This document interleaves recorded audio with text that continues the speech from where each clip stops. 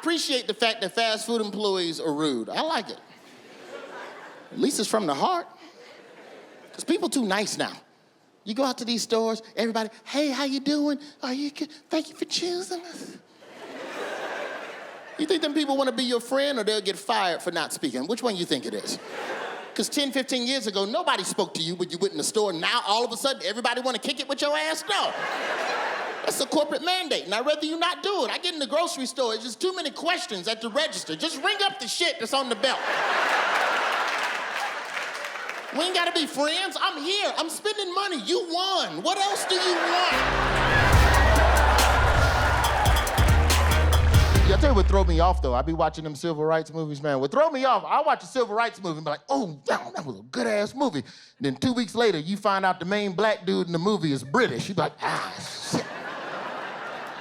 Motherfucker got me. Because them black Brits, they good. The anger is a compliment. Them black Brits, they so good, it feel like betrayal. You be watching the movie, this motherfucker be Martin Luther King. I have a dream and in a dream, and I be dreaming and in a dream. Then you see him 2 weeks later in the interview. Well, my jobless won a jubilant that day. All right, my nickels. I'm like, why is Dr. King talking like this? And this might not be an issue for most people, but every black person remember the day they found out Idris Elba wasn't from Baltimore. Oh, my God. That was a troubling day in the black American community. It's like finding out your daddy wasn't your daddy. It's Idris Elba, that's Stringer Bell from The Wire. That's Stringer Bell, dog. I'm like, nah, dog, that motherfucker from over there. No, he ain't, you shut the fuck up. And then you saw Idris, you saw him in the interview. Well, I tell you, for breakfast, me love a warm bowl of beans. They're like, oh, this nigga eat beans for breakfast? Oh, not my dog. Not my dog. Oh, no.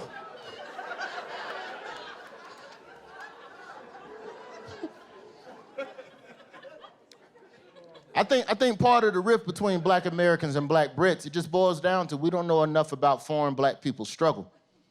We don't know enough about black British people because they don't teach us their history. And if I don't know your pain, I can't trust you to portray mine on camera. That's the issue. But it ain't black Brits' fault. It ain't their fault. We don't know shit about their history. They ain't teaching us foreign racism in America. We ain't learning about the struggle across the diaspora. We just now learning about Tulsa. That shit happened around the corner. Yeah, we too busy learning Roman numerals in America. They ain't teaching you about the struggle across the diaspora. They only gonna teach you, thank God I know the Roman numerals. Now I know which Super Bowl we own. Fucking idiots. So a different type of nigga pull up to the country, you don't know shit about him, you like, motherfucker, I don't know. There's gotta be something going on in England, man. There's gotta be some racism over there, man. They ran off Meghan Markle. You know how jacked up your country got to be to not fuck with Meghan Markle? You don't fuck with Meghan Markle? Meghan Markle could pass for 8, 9 different races in America. But in England, they was like, no, something's off with that dude. Too many nigglers in her nabblers, if you don't know. All right. England was so racist to Meghan Markle, she came back to America and stayed at Tyler Perry's house. Do you understand how frustrated you have to be with racism? Like a pain that only Medea could fix. Then she talked to Oprah. She was dealing with so much racism, she had to talk to 2 of the most powerful black women in the country. Had to get Medea and Oprah, had to double up. And poor Oprah Winfrey. Oprah was interviewing Meghan Markle. Oprah didn't have no solutions for that woman. That's how complicated racism is in England. Oprah couldn't help her. Oprah, this is a woman who has built her empire on giving us solutions to our problems.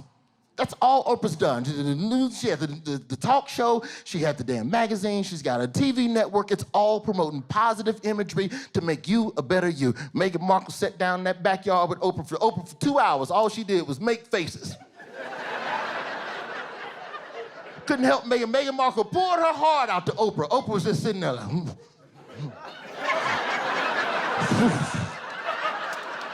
I can't help you with that, baby. You got to talk to the ancestors.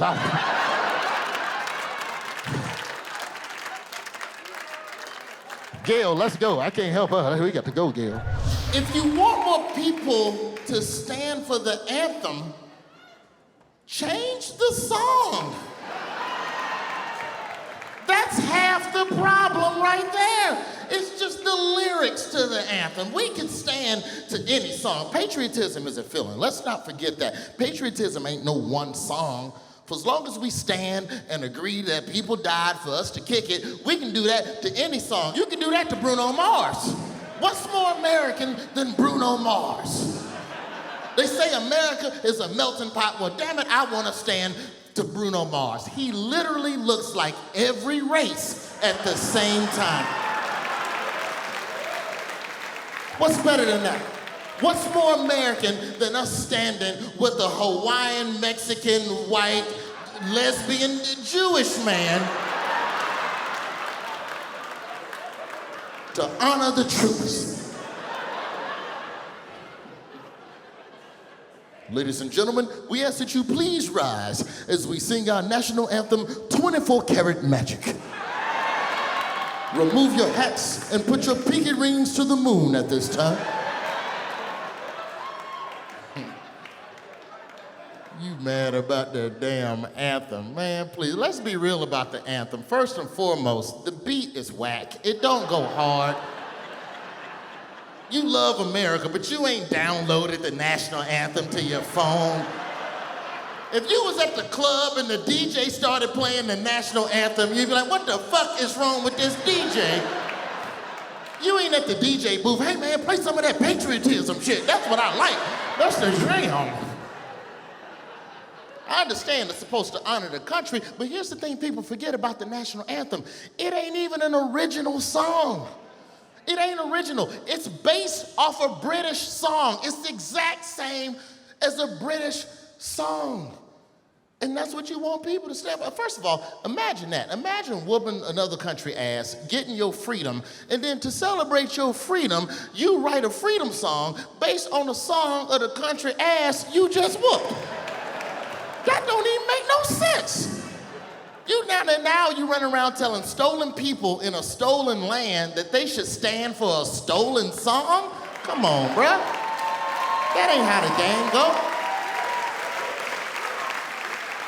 Plus, just be real about it, white people. Y'all came at black folks the wrong way. You had bad marketing. If you wanted black people to stand for the anthem, all you had to do was tell us that it was a remix. That's all you have to do. Tell us it's a remix. Ladies and gentlemen, we ask that you please stand to the remix of National Anthem.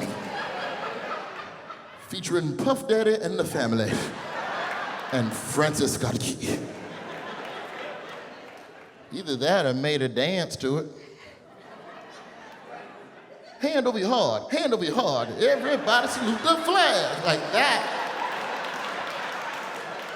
Black people will stand up for me. Man, I love doing the freedom slide. Don't you like the freedom slide? Yeah. Hand over the heart, nigga, salute, nigga. That's how you do that freedom slide, boy. The anthem ain't even the most disrespectful thing happening at a football game. The most disrespectful thing is when they bring a troop out, let us clap for them, and paint the illusion that they actually care about the veterans. That's the real BS.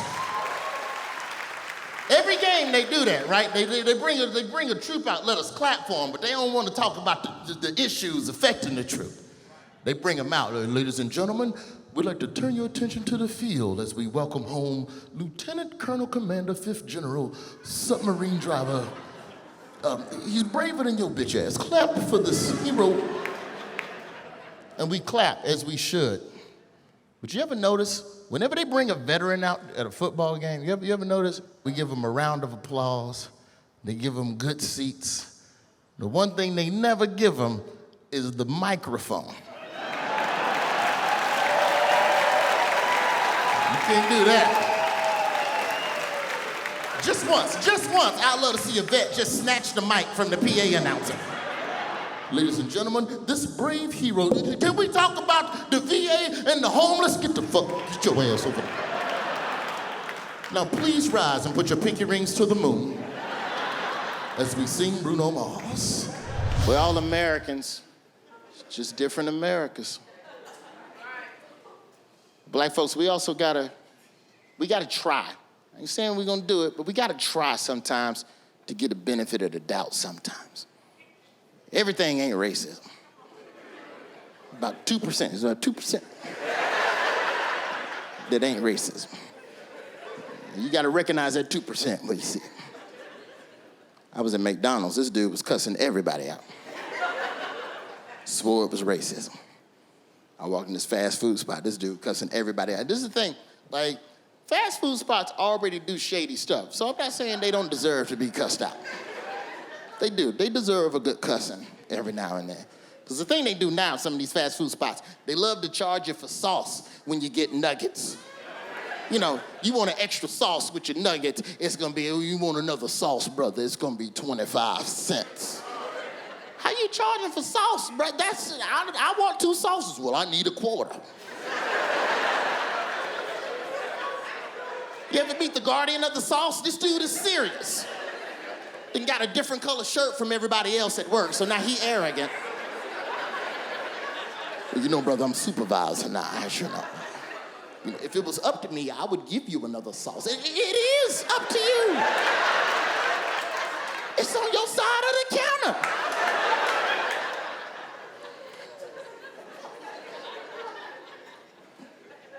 I just want 2 sauces without paying for them. That's all I want.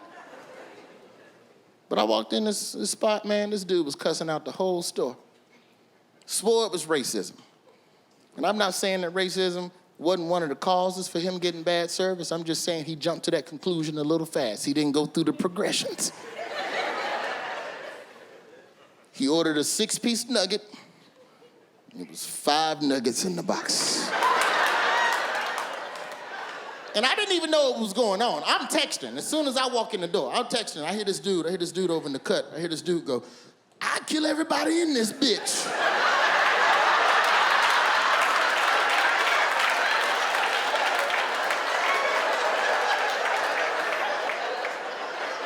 You know, that gave me pause. Because he said he'll kill everybody in this bitch. And I already had a foot in the door. Am I technically in this bitch, son? Because I can pull this foot out and go to Arby's. It ain't that deep.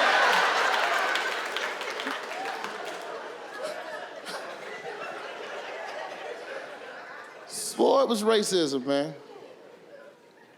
Y'all stole my nugget. Tired of white folks.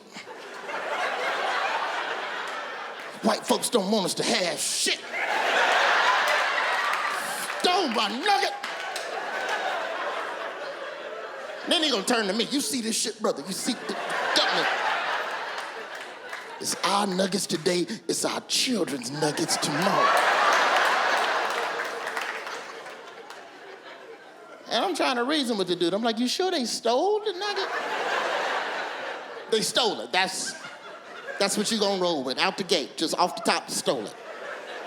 Because, you know, sometimes they might have forgot, sometimes the nuggets be stuck together. You got to go through the progressions. You might have a double nugget. Check and see if you got the double nugget. Hey, that's good luck. You get the double nugget, you bite that one first. Ain't no double nugget. White folks just stole it. If I was white, I'd have got 7 nuggets. And that's when I backed off. I'm like, I can't help this dude. I'm like, look, bro, I know you mad and there's a lot of racial tension in the world, but this ain't racism. This is a fast food spot at 2 o'clock in the morning. Some of them folks back there can't count to 6. You want 6 nuggets, you need to order a 4-piece and a 2-piece. That's how you trick their ass and get 2 sauces for free. First job I ever had was Golden Corral, the dopest buffet spot. If you're not from the South or the Midwest, you got to understand how serious this buffet game is. Love buffet restaurants, because when I was a kid and I could go to a buffet restaurant, that was the first chance that you get to make your own plate. That was adulthood. That was a rite of passage as a kid when your mom trusts you to decide what you're gonna eat. And you come back to the table with a broccoli ice cream burrito. And she go, "What are you eating?" And you go, "I'm grown, Joyce, shut up. I'm at the buffet." So I was 19, Tallahassee, Florida. I get hired at Golden Corral. And one person I always loved talking to, I love talking to this dude, Big Mix. Big Mix worked the carving station. He was slicing the meat. And tell you something right now, there's nobody more focused in this world than a black man determined not to go back to jail. Because that's all Big Mix talked about. Big Mix was in the carving station. He slicing roast beef. He putting them rotisserie chickens on the big steak and putting them in the machine. And the whole time, all he talking about, "I'm telling you, boy, them white folks ain't gonna get me. I follow the rules. You want some meat? Okay, I'm telling you, you better watch your back, young blood. These crackers ain't playing around. They'll lock your ass up. I ain't going back to jail." He was a good dude. And it was a good job. And the thing they stressed was that everybody, every server, had to know not only the name of 100 customers, but you also had to know 2 of their favorite buffet items. You could not fake it, you had to know. And it seems like a daunting task. But when you think about all the stupid ass song lyrics that are stuck in your head, you can add more words to your brain. Like you learn it. And one day you're just walking through Golden Corral like a damn Rain Man, and you just... But there was one guy I could never crack because I could never find out his name. I knew what he ate, but I could never find out his name because he was too intimidating, and he was one of those people you could never really break the ice with. He was one of them big, swole, muscle-ass dudes. Probably one of them, you know how when people work at a vitamin shop for too long? You know what I'm saying? Ever seen employees at a vitamin shop and they've been in the back snorting protein powder for 10 years and they just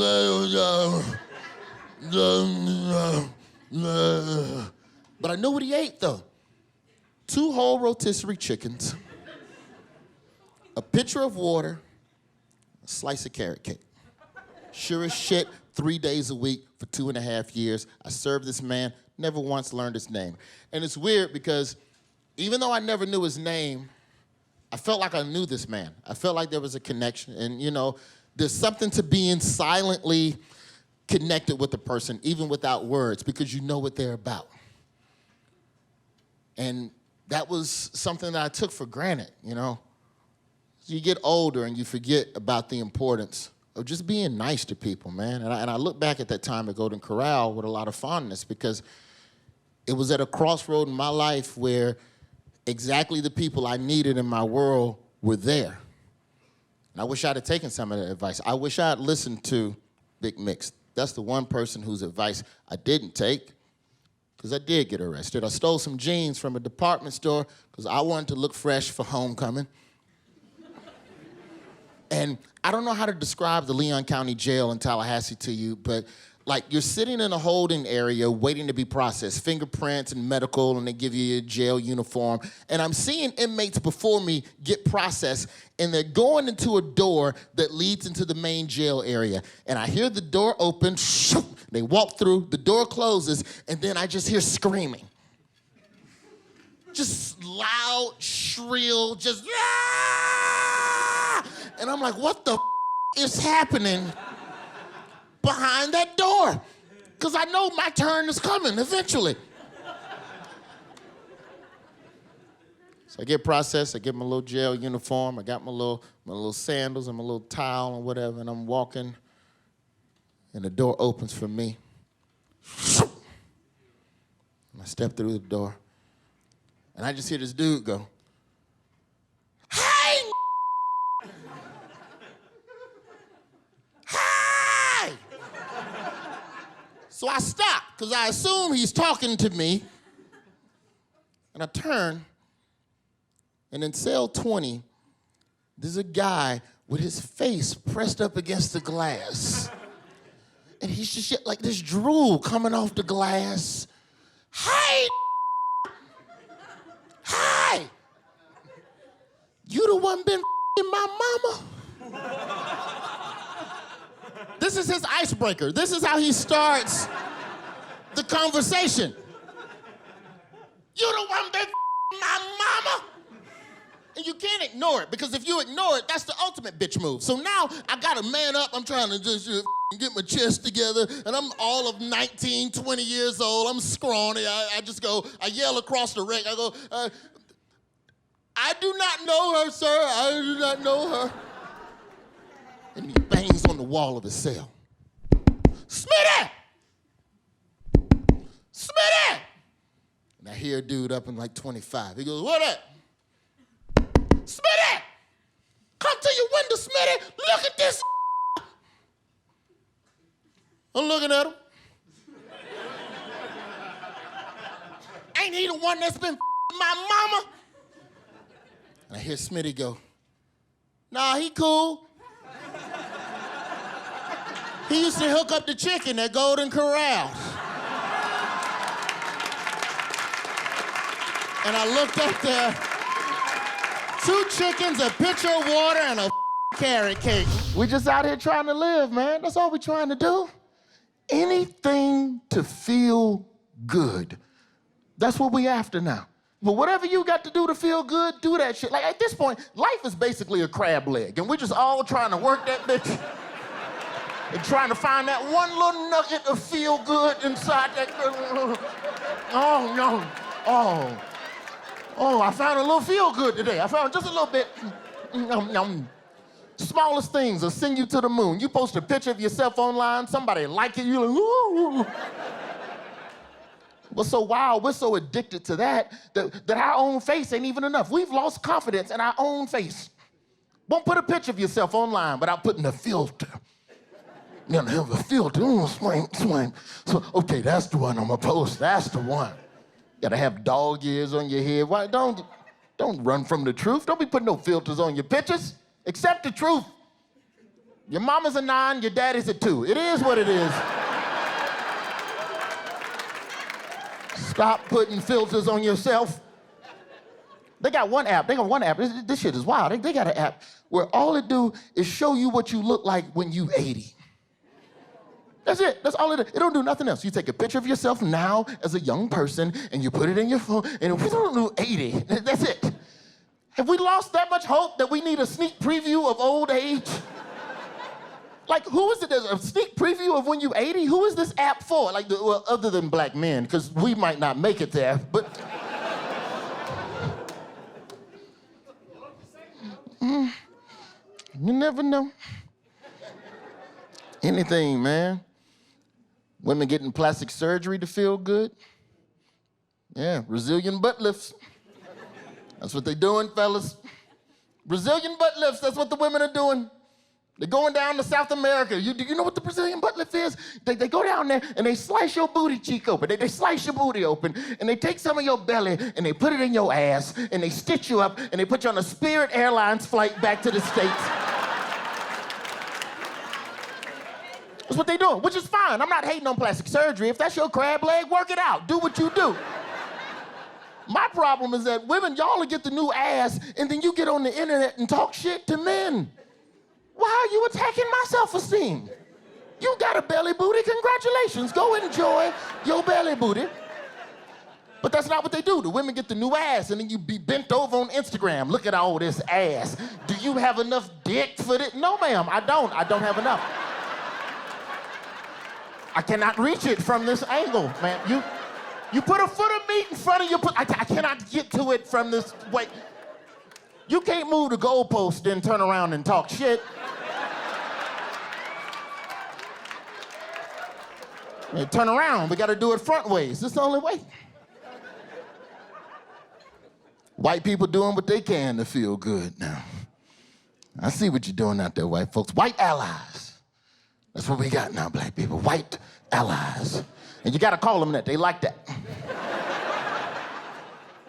White allies. And we know you're a white ally because you won't stop telling us at your job, shut the fuck up. I just want you to know that I see you and I understand your journey. And anytime you want to have a dialogue, would you like to have a dialogue? Stop talking to your black friends about race. Talk to your forefathers. Call them up. And I'm not trying to attack white folks. I know you've done a lot of good shit. I don't want you to think I'm taking nothing away from you. And we've seen you out there putting in the work. You got your shirts on with your little slogans. You know, pretty much whatever you stand for as a white person. There's a slogan shirt for you. Black Live and Trans Live and Pussy Hats. A lot of merch. Y'all got a lot of merch in this ally game right now. Which is cool, because the merch, the shirt does half the work for you now. The shirt breaks the ice for you. It's easy to be a white ally now. Shit, if you was a white ally in the 90s, you know how hard that shit was with no merch? You just had to be nice to niggas and grin at them and hope they figured it out. You know how much pressure that is as a white person? You can hold the elevator door open and ding.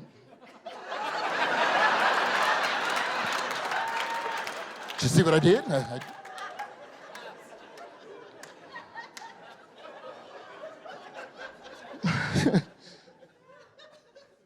But you could be doing more, white folks. Don't think that what you've done is enough. We appreciate what you've done, but you could do more. Dig deep and help out your goddamn black friends. We seen what y'all was doing at the Capitol. Do that shit for us. Storm the Capitol for your black friends. Inside of every white person in this room is a Capitol rioter. You should dig deep and find them. You can storm the Capitol for a number of reasons. That ain't got to be the only reason. Do it for us. You think we didn't discuss that at the black meeting? You think black people ain't discussed storming a government facility as one of the options for getting our freedom? Yeah, but you cannot do that if you're a black. You can't just go grab a shotgun and go to D.C. and then boom, bitch, where the freedom at? You will get shot immediately. Immediately, you would get shot. You'd get shot at the house booking the flight. You wouldn't even get to D.C. These protests, though. You want to do something really meaningful, go to a protest that has nothing to do with you personally. That's what we're seeing more of. I did that for the first time. I went to a Muslim ban protest, man. Banning the Muslims. I went out there. This is what they don't tell you when you go to a protest that ain't got shit to do with you. You can just leave whenever you want. I never knew that was an option because I only go to black I'm from Birmingham. All we do is go to black protests. And when you at a black protest, you there. There's no leaving. You think black church long, go to a black protest. Better pack a snack and a diaper. Ain't no sneaking off. I just left the Muslim man. They waved, see you later. I tried to tiptoe away from black protests. I got 2 steps away from the group. They said, where you going, brother? The struggle is this way. My bad, fam. That's on me. I thought we was gonna make that left. We're making the left. Okay, struggles. Okay, let's go this way. Okay.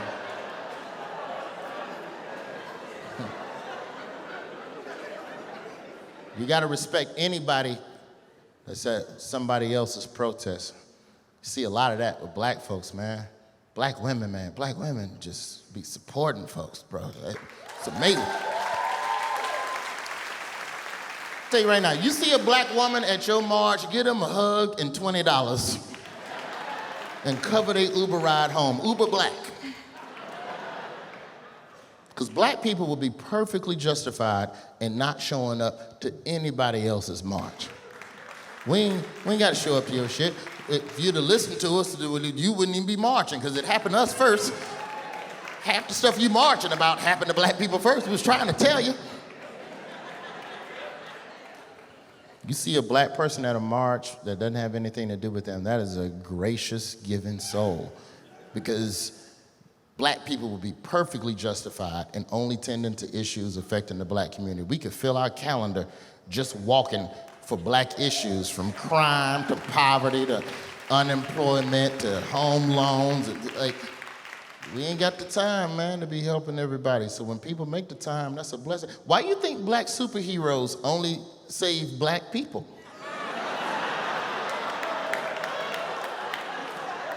They're busy. They ain't got the time to save the rest of the world.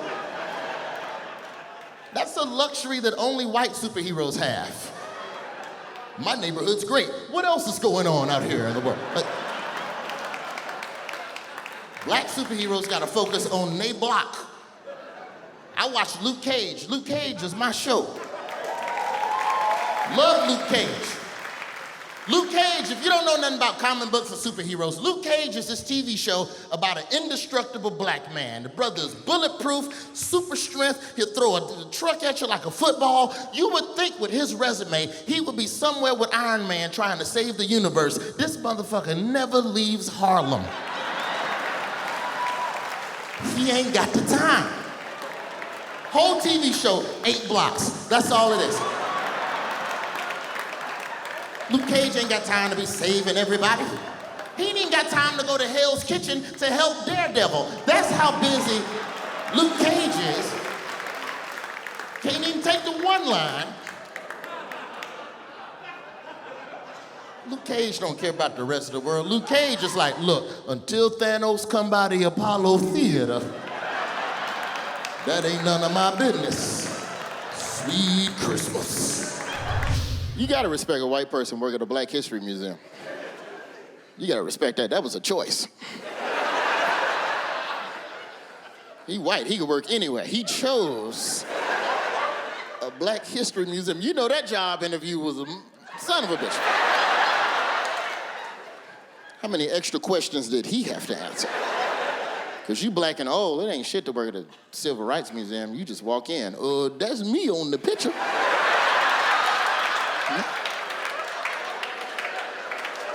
What you filling out paperwork for? You on the wall. But if you white, you know, they grilling that dude. Asking him all kinds of questions. They had nothing to do with black history, all in that dude's face. Paperwork looks good, everything checks out real quick. At what temperature do you deep fry catfish?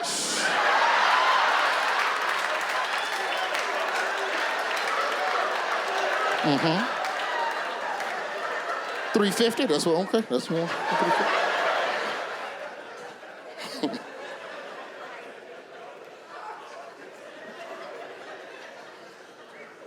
I know some folks got a problem with that. You don't want a white person at a Black History Museum. I understand that. Here's the thing. I'm not saying they're better than a black tour guide. I think a black tour guide at a Civil Rights Museum, I think they're better equipped to speak on the experience because they might have lived that life. They can speak to certain exhibits from a perspective that nobody else can. I just think if you go to a Black History Museum and you got a black tour guide, you need to go in the morning while he's still in a good mood. That brother is stressed.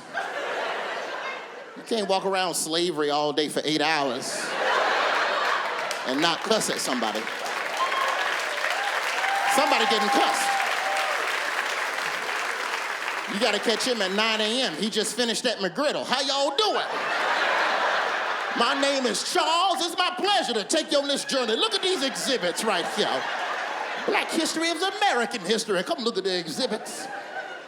You think that brother gonna be in a good mood at 4:30? He been staring at slavery? That dude liable to cuss out everybody. Look at this shit. Come look what you done to us.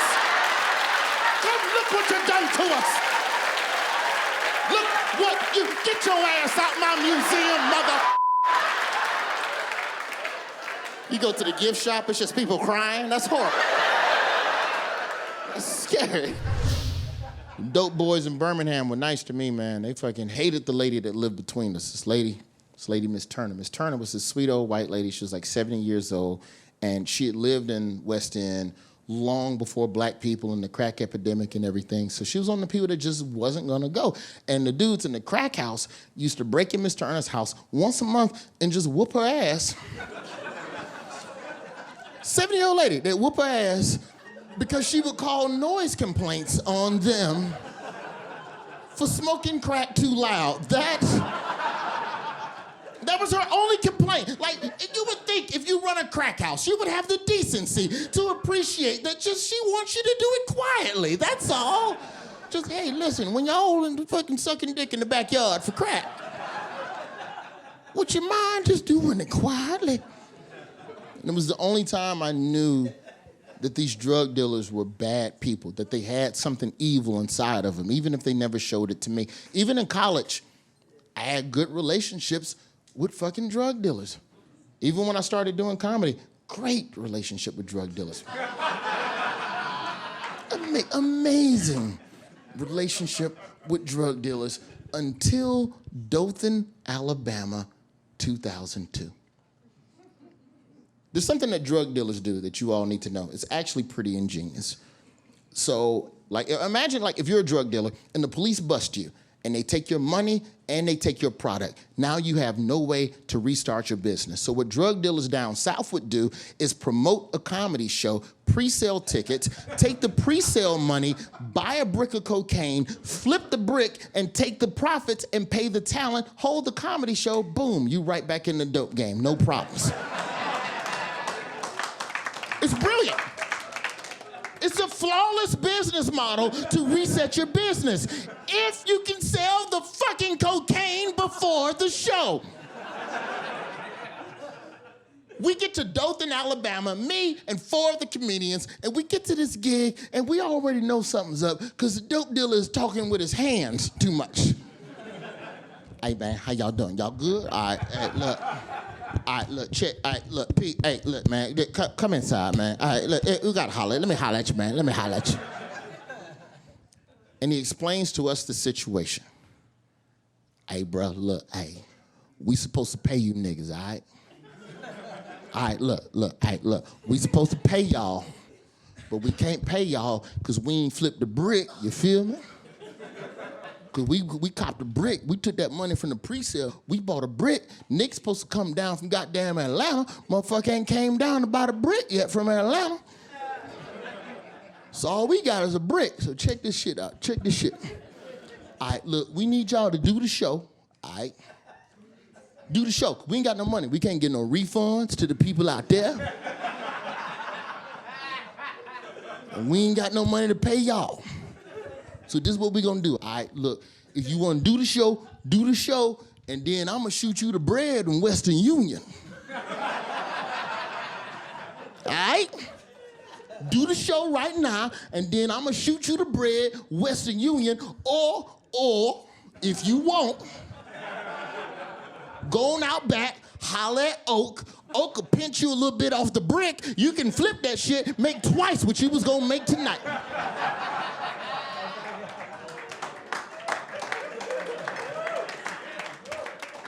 These are our only options in a strip club at 7:30 at night in Dothan, Alabama. And he leaves the room. Promoter leaves the room. And we huddling up. We trying to figure out what we gonna do. So promoter comes back in. He's like, all right, what's it gonna be? And we still like, what are you gonna do? I don't know. He go, all right, fuck this. Since y'all can't decide, goddamn, I'ma decide for y'all. And he fucking pulls out a fucking Glock 40 extendo clip.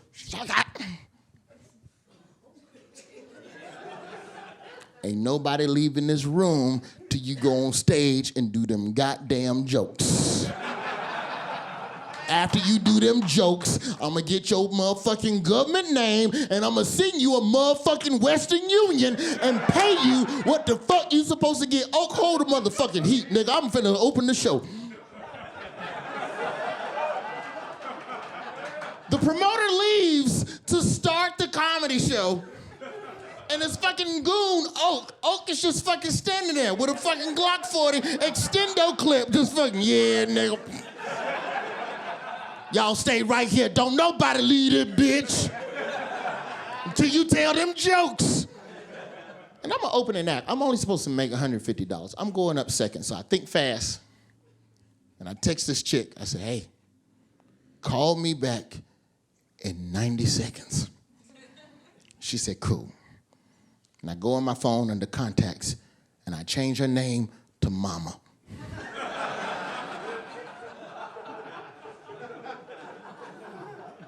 And I set the phone out on the table so motherfuckers can see it, so you can see the phone. And I'm just chilling, I'm sipping my beer, and I'm just waiting.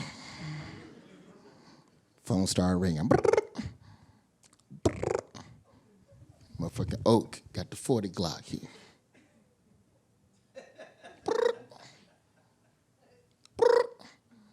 You look at the phone. Which one of you niggas mama calling right now? I said, oh, that's me, yeah, that's me. I pick up the phone, What? No!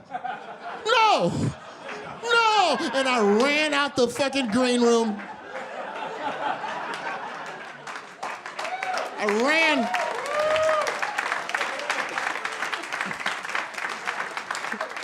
Because there's rules to this shit. No matter what, every dope boy respects his mama.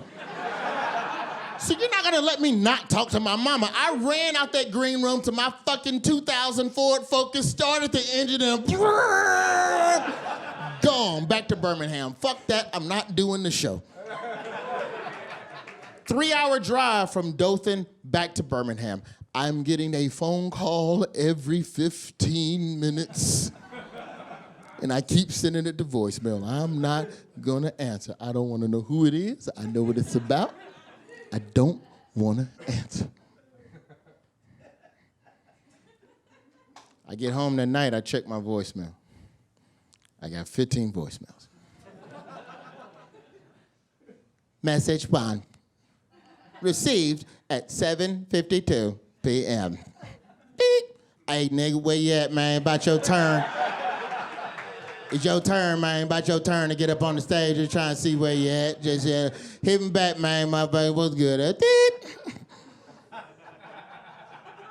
Message 2.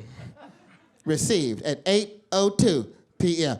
Yeah, man, I don't know where you at, man, but we was just waiting on you to go. So tell you what, I'm gonna put one more up, and then we gonna put you on stage. So we just gotta skip you, but you next. So wherever you at, you just need to come on, cause you next. Oak said something was wrong with your mama or something, man. My heart go out to your mama, man. Prayers. You know what I'm saying? Prayers up, man. Prayers up for your mama. But, you know, come on back inside, do the show, and then go and check on your mama. All right, then. Beep. Message 8. Received at 9:02 p.m. Hey, fuck, nigga, I tell you what, bitch. Tired of you pussy-ass Birmingham motherfuckers. Can't stand you Birmingham folk. All y'all do is lie. You come down here to the D and take money. I told you I was going Western Union, you the buddy.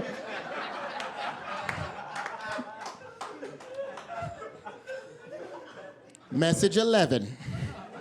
Received at 9:07 p.m. I put you on the flyer, nigga.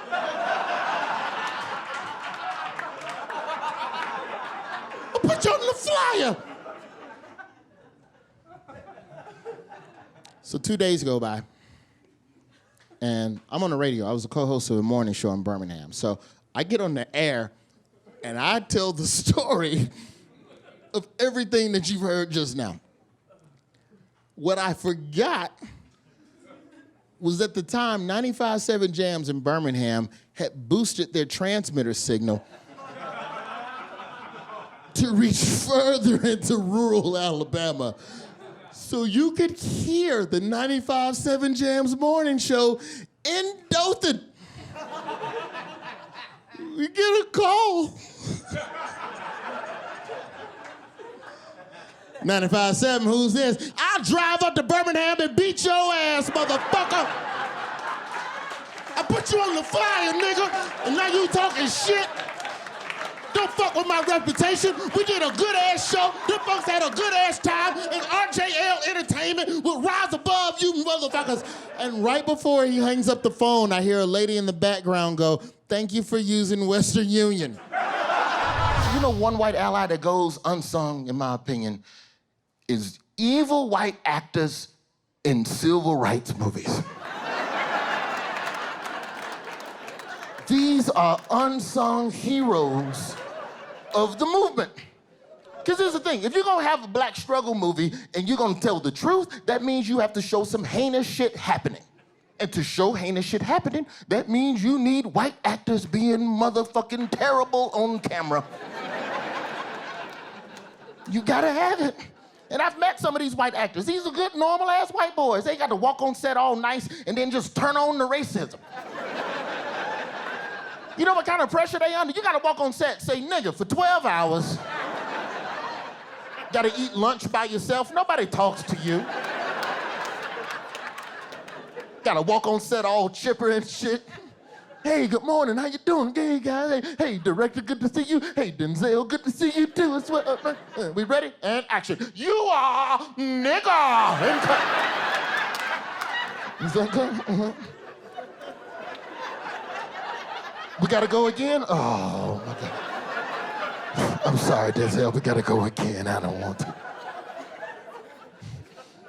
If you're gonna tell the history of my people the right way, every now and then you need a white actor being a heinous motherfucker on that camera. You telling me Leo DiCaprio didn't kill it in Django Unchained?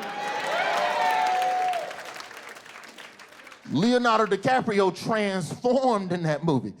That's one of the bravest white allies I ever seen in my life. Turned into an evil-ass enslaver. Called Jamie Foxx a nigga to his face. To his face. Not an empty chair. It wasn't like they did CGI Jamie Foxx later. Jamie Foxx was in that room and Leo was right there grabbing Kerry Washington and shit by the hair. Just being disrespectful. Fucking put 10 toes in the ground and called fucking Jamie Foxx a nigga to his face in front of Samuel L. Jackson. Bravery. And all they do, they love to say, oh, Tom Cruise does his own stunts. Well, so does Leonardo DiCaprio. That's a wild stunt. Right next to Samuel L. Jackson. Look Jamie Foxx dead in the face. You said you would be willing to pay an exorbitant amount of money for what you consider to be the right nigga. Well, it would seem to me this lady right here is indeed the right nigga. Same dude from Titanic, y'all.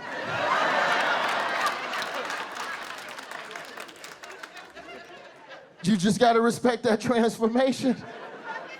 This dude went from Titanic to enslaver. Near, far, wherever you are, nigga.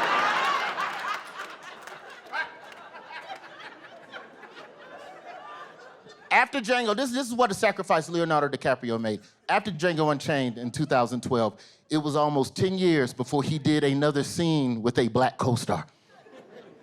That's how I'm not calling the man racist. He's done movies with every minority you can name. He did a movie with a bear. He's a solid dude. But he knew when he made that movie. Once you call Jamie Foxx and Kerry Washington nigga in front of Samuel L. Jackson, you got to lay low for a decade. And that's sacrifice. If anybody know Leo, tell him he can come home. Tell him it's time. Food boycotts are the toughest for me. The rest of them boycotts, I can do no problem. You tell me not to buy a shirt from a store, cool. You say don't watch the NFL, cool. I'm a Dolphins fan, I ain't missing nothing. So that's easy for me. But when you say food, that's a whole nother world. There's only one company that I think makes food good enough to maybe navigate outrage. It's one company I think might be close to being boycott proof. It's McDonald's. McDonald's is delicious. I'm sorry. I know some of y'all got money now. You eat hummus, so you got bread, whatever. But don't act like McDonald's wasn't the sustenance of your childhood, you ungrateful asshole. Like Ronald McDonald ain't have your back. McDonald's is delicious. This is how delicious McDonald's is. This is how delicious McDonald's is. McDonald's just recently started giving us all white meat chicken nuggets. At no point did we stop to ask what the nuggets was made of before that. We just kept eating them. It's all white meat now? Oh, shit, yeah. That's good right there. Yeah. McDonald's is delicious. They got that damn McRib. Some of y'all act like you're too good for the McRib. That McRib, man. You know how arrogant you got to be as a company to just offer a sandwich and then just take it away? When you feel like it, you be in McDonald's scratching. You ain't got no more McRibs, baby? When they coming back, baby? When does it return? McDonald's might be boycott proof. I don't know, man. Because here's what McDonald's does. McDonald's does some smart shit that no other company does. Like, McDonald's has figured out a way to always address issues in the black community. They always in the hood. McDonald's got a Twitter account separate from regular McDonald's where all they do is talk to black people. This is what McDonald's does. This is where McDonald's is slick as hell. McDonald's got a commercial where all they do is just recap everything they did for black people that year. No other company does that. No other company that I can think of has the Negro recap commercial. Every year, it comes on during black TV shows. So white people, I'm sure none of y'all seen it. But this is a real commercial. And I'm not talking about the black McDonald's commercial. I'm not talking about some motherfucker with a nugget talking about, yeah, put a little, give a nugget, eat a nugget. Not that. This is a totally separate commercial. There's no music. They're not trying to sell you anything. There's no crazy camera angles and moves. It's just a kid flipping burgers, a little high school kid working the grill, and then you just hear a voice come on the commercial. Did you know McDonald's and the United Negro College Fund gave $40 million to send these kids to college? If it wasn't for McDonald's, people like Terrence here might still be robbing your ass. Ain't that right, Terrence? McDonald's. It's brilliant. It's brilliant marketing. So the next time a black person gets knocked out at a McDonald's, they just gonna be like, hey, look, we send Terrence to college. McDonald's does so much with the black community, man. The boycott wouldn't be instant. There would be a conversation. They do the McDonald's All-American game every year.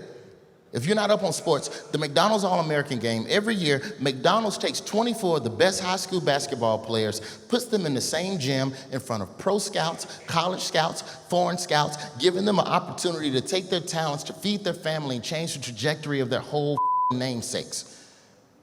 Taco Bell ain't never done no shit like that for us. At this point, McDonald's could just show a commercial of black people doing anything and just put a voiceover to it, and they'd take credit for it, and black people would be like, that's all right, McDonald's.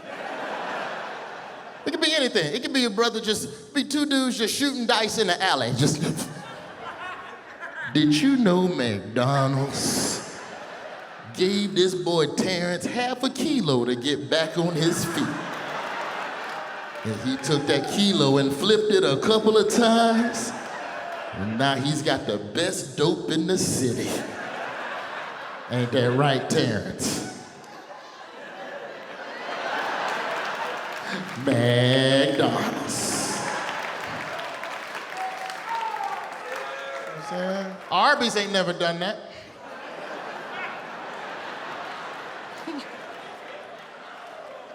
McDonald's is delicious. McDonald's so good, McDonald's be the first restaurant black people would have to boycott one sandwich at a time. We wouldn't quit McDonald's cold turkey. You know, every other boycott, you just cancel the whole store.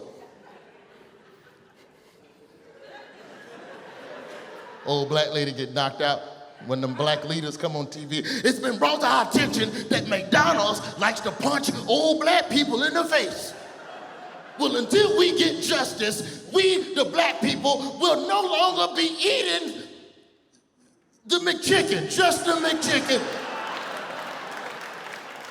until we get answers. McDonald's is delicious. Something's wrong, man. Just don't be one of these people that's surprised that black folks got issues. Them the people I can't deal with. I'd rather talk to somebody that don't agree with me than somebody that's had their eyes closed. How did you know black people? Why are black people angry? We've been angry. This ain't new. You think this just happened last couple of years? Black folks been trying to tell y'all forever that they had some issues, and we invented the blues. What more of a sign did you need? We literally invented an entire genre of music based on sadness. That's how sad the blues was created here. That is an American art form. That is not native African. You go listen to old African music. The shit is happy because we was free. Go back. Every old African song, freedom in Africa, freedom in Africa, freedom in Africa. As soon as we got off the slave ship, boom, boom, boom, boom, boom.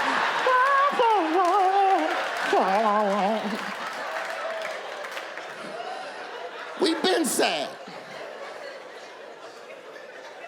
How the hell are you surprised? They're not patriotic. The black people don't like the national anthem anymore.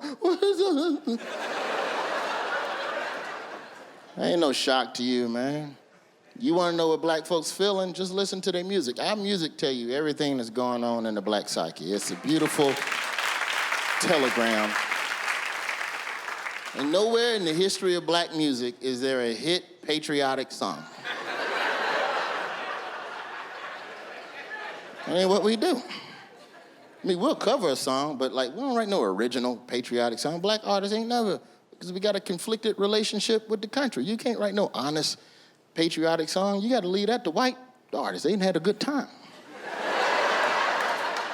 You had a good time in America, you damn right. You should be writing the patriotic, and I'm proud to be an American, where at least I know I'm free.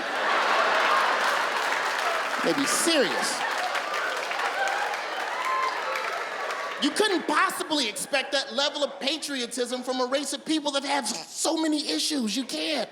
It's not realistic. Black people we don't sing about America. We sing about specific cities where you can have a good ass time. That's what we do. We don't talk about the country. We can tell you where the party at, though. We can do that. Look, I can't tell you nothing about America, but let me tell you about the city where the heat is on all night on the beach till the early morning. Welcome to Miami. That's where you got to go. You ever been to California? Oh, my God, boy, you got to go down to California, boy. Boy, California knows how to party. The city of L.A., the city of good old Watts, and the city of Compton. They keep it rocking. Write that shit down. I'm trying to tell you. You keep it rocking.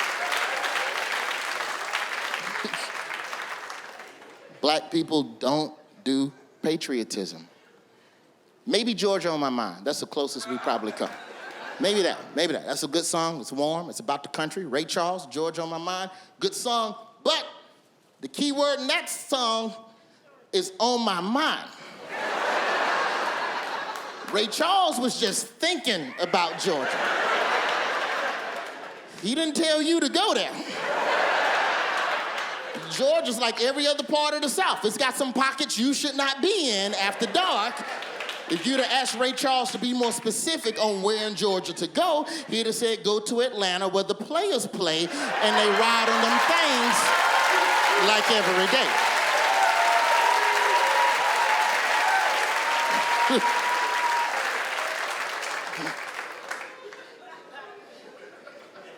My Uncle Derek tried to shut me down on that one. What about James Brown living in America?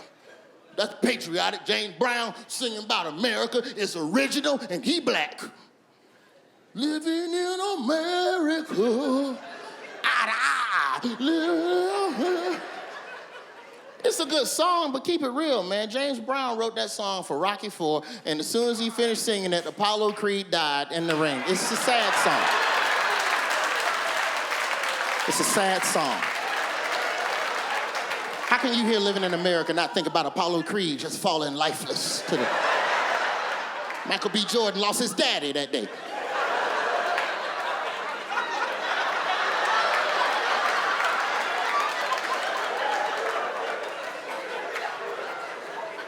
If anything, living in America is not patriotic. It's the opposite. It's a secret message to black people. James Brown is one of the most masterful musicians to ever walk this earth, dude.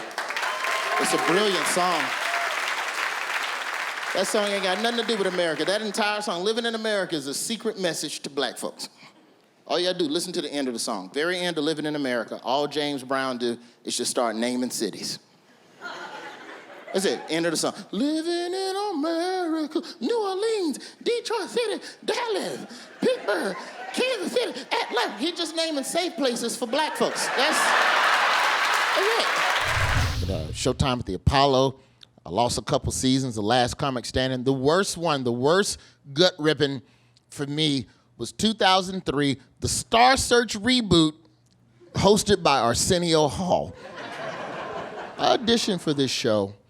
And I won the first week, and I'm going into that semifinal week. I'm arrogant. I'm in my trailer. I'm walking around. I got all my jokes printed out, and I got a highlighter. I'm just picking jokes. I'm gonna do that joke, and I'm gonna hit him with this joke. Yeah, I'm gonna hit him with the Hulk Hogan. That's what's gonna get him.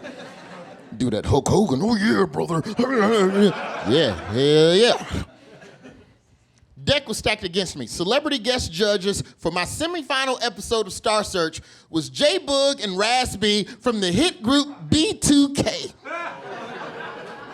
B2K, they were the popular boy band at the time. If you don't know who B2K is, it's like four black-ass Justin Biebers, and they were good. They made boy band music, but I'm nervous, because that's not who I write my comedy for, 14-year-old millionaires. That's not my target demographic. I go up there on stage in front of 8.3 million Americans, according to Nielsen research. And I proceed to lay the biggest turd ever shat on the CBS network. Judges rip me. I do the Hulk Hogan joke. Oh, yeah, brother. Crickets. And now the judges get to tell you why the joke didn't. Bitch, I know it didn't work. I was just standing there. I'm aware that I was not funny just now. I know I was not funny. I don't need to stand here and have Naomi Judd tell me why I'm not funny. We get to B2K. And they just chilling. Like they just chilling. They slouched in the damn chair. So I already know it's about to be the bullshit. And you rubbing their little goatee in. Yeah. I would give you 0 stars, but ain't no button for that. 1. And something in my brain clicked. Something in my brain clicked. These 14-year-olds just crushed my ego in front of 8.3 million people, according to Nielsen research. And something in my head was just like, beat their ass. Yeah, beat their ass. You should beat their ass. So in my head, I'm like, cool, I just gotta beat their ass. They only 10 feet away. The judges' chairs are not far. It's 2 steps and a choking. I can get there. And as I go to lift my first leg off the ground to go and assault 2 14-year-olds on national TV, as I go to lift my leg off the ground, Arsenio Hall, smooth as shit, grabs me by the back of my blazer and just goes,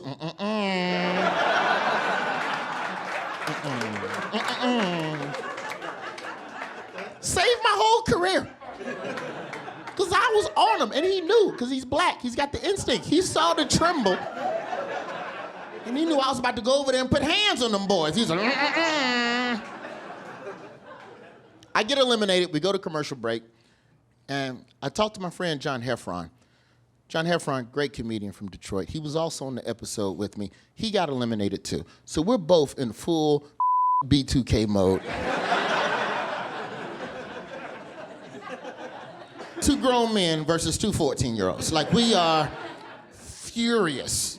So we go to a bar in Hollywood, and we just get shit-faced drunk on tequila, and then right across from this bar is an Amoeba Records. It's a huge used record store and DVDs and all that. One beautiful store. And I decide to go in Amoeba Records, and I go to the R&B section. and I gather every B2K CD that I can find, and I go and I hide them in the gospel section of the store.